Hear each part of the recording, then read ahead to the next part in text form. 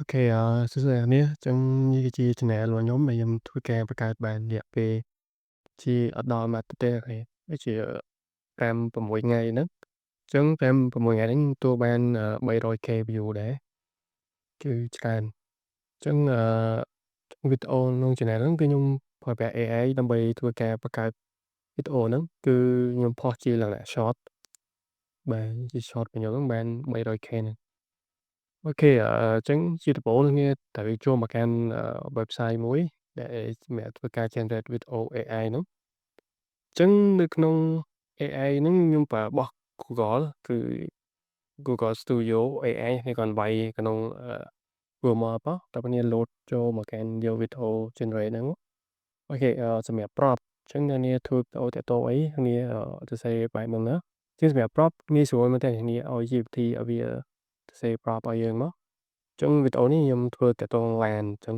ឲ្យវាgenerate prompt ឲ្យខ្ញុំជាអ្នក LAN អញ្ចឹងមកអូខេឥឡូវខ្ញុំ copy មួយមកយកនេះមកបាទអញ្ចឹងយកទៅផាសនៅក្នុង Google AI មកអូខេអញ្ចឹងយើងកែរ៉ានទៅអញ្ចឹងដោយសារខ្ញុំផុសជាលក្ខណៈ short អញ្ចឹងខ្ញុំយកទំហំ 9.16 នេះមកព្រោះនេះយកអ្នកupdate នេះយកនេះអូខេអញ្ចឹង AI វាមានច្រើនដល់គ្នាសម្រាប់ generate វីដេអូអញ្ចឹងតាមបទពិសោធន៍របស់ខ្ញុំប្រើ AI គឺgenerate វីដេអូគឺរបស់ Google នេះវាទឹមចេញតែវាល្អមែនទែនតែវាមួយថ្ងៃវាឲ្យយើង generate បានដូចជា5ទៅ6វីដេអូឯងប៉ុណ្ណឹងអញ្ចឹងគឺថាវាល្មមដែលយើងអាចធ្វើការផុសប្រចាំថ្ងៃ4ទៅ5វីដេអូហ្នឹងគឺ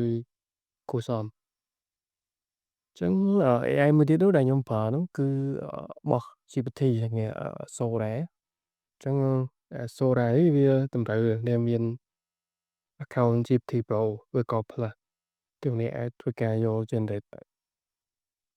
អូខេតាម experience របស់ខ្ញុំគឺSora នេះគឺ generate មកវារៀងល្អគួរសមដែរប៉ុន្តែខ្ញុំគិតថា Google Studio នេះអឺវាបានច្បាស់ល្អជាងអូខេចានេះ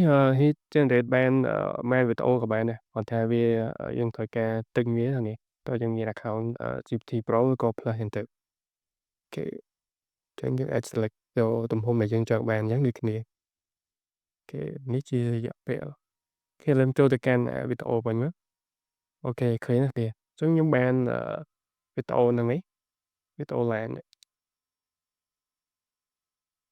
គ្រាន់តែ download មកយើងយកទៅផុសនៅក្នុង channel របស់យើងទៅបានហើយ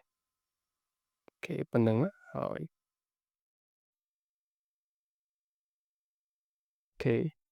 ចឹងវីដេអូរបស់ខ្ញុំគឺខ្លីៗនេះគឺមានតែប៉ុណ្្នឹងទេអញ្ចឹងបើអ្នកនាងចូលចិត្តឬក៏ស្រឡាញ់ការចែករំលែករបស់ខ្ញុំអ្នកនាងអាចចុច like ក៏ subscribe ម្នាក់មួយមកអញ្ចឹងវីដេអូក្រោយៗខ្ញុំអាចធ្វើមានអីថ្មីៗខ្ញុំអាចធ្វើបន្តទៀតអូខេ